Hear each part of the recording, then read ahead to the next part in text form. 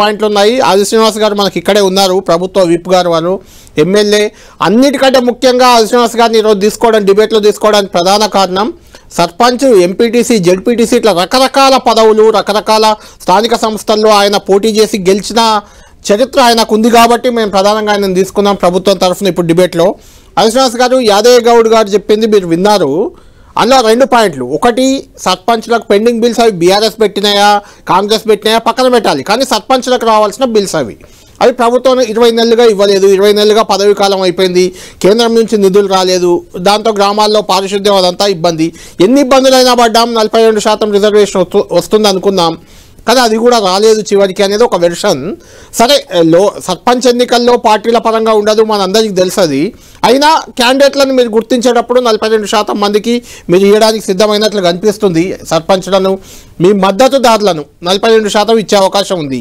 కానీ అయినా దీన్ని అంటే ఎలా ఫేస్ చేయబోతున్నారు? గ్రామాల్లో ఉన్న సమస్యలు కానీ, సర్పంచ్ల డిమాండ్లు కానీ, 42% ఇవ్వకుండా ఎన్నికలకు పోవడాన్ని కానీ ఎలా చెప్పుకోబోతుంది ప్రభుత్వం అంటే ఏం చెప్తారు?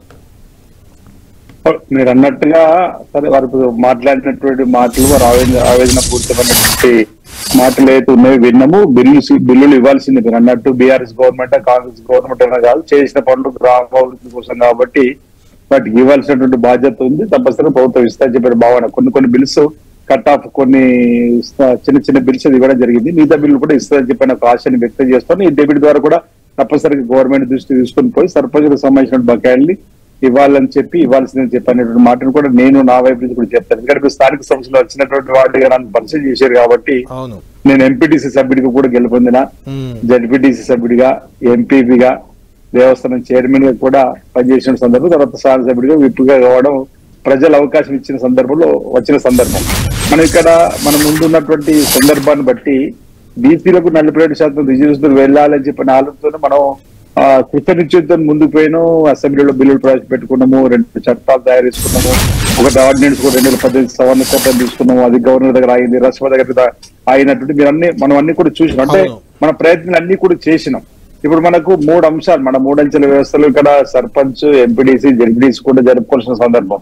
సర్పంచ్ ఏమో పార్టీల రహితంగా, అంటే ఇండిపెండెంట్ గానే ఎలక్షన్ జరుగుతున్నాయి కాబట్టి ఇంతకుముందు వారు అన్నట్టుగా సరే మనం అంటున్న గ్రామ పంచాయతీలలో అభివృద్ధి జరుగుతున్నాయని చెప్పి గ్రామ పంచాయతీ సర్పంచ్ లేకపోవడం ఇబ్బందికర వాతావరణం ఏర్పడుతుంది. 15th ఫైనాన్స్ నుంచి వచ్చే డబ్బులు రాకుండా ఆగిపోతుందని చెప్పని ఈ క్రమంలో జరుగుతున్నటువంటి ఒత్తిళ్లు, అంటే ఇప్పుడే హడావుడిగా ఎన్నికలు జరపాల్సిన అవసరం ఏముందనేటువంటి చర్చ ఓవైపు ఉన్నప్పుడు, మరోవైపు ఎందుకు ఇంకెన్ని రోజులు పెట్టకూడదు, గ్రామాలు అభివృద్ధి జరుగుతున్నాయి కదా, ఎందుకు ఈ ప్రభుత్వం ముందుకు రావడం లేదు అనేది ఒక రకం. అంటే 47% రిజర్వేషన్ ముందుకు పోతున్నాడు. కొంత బీసీ బిడ్డలు కానీ ప్రజలు కానీ విశ్వసించారు, సరే ఈ ప్రభుత్వం మంచి ఆలోచన ముందుకు పోతుంది, ఆగుదాం చెప్పని.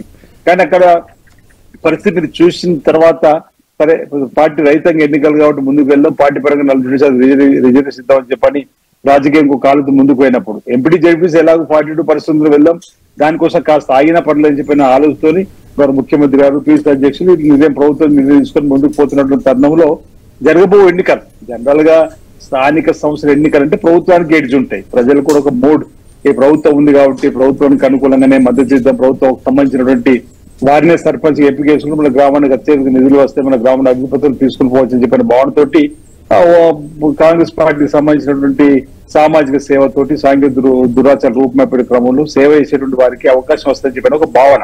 పార్టీ రైతులకు జరుగుతున్న ఎన్నికలు అయినప్పుడు కూడా మనకు సంబంధించిన వాళ్ళని కూడా 42% ఎంపిక చేసుకోవాలని చెప్పని, ఎక్కడికక్కడ వెసులుబాటు చేసుకోవాలని చెప్పని ఒక ప్రయత్నం చేసుకుంటే మేము ముందుకు పోతుంటారున్నాం. ఇటీవల జరిగే జూబ్లీస్ ఎన్నికలు కూడా చూసినాం.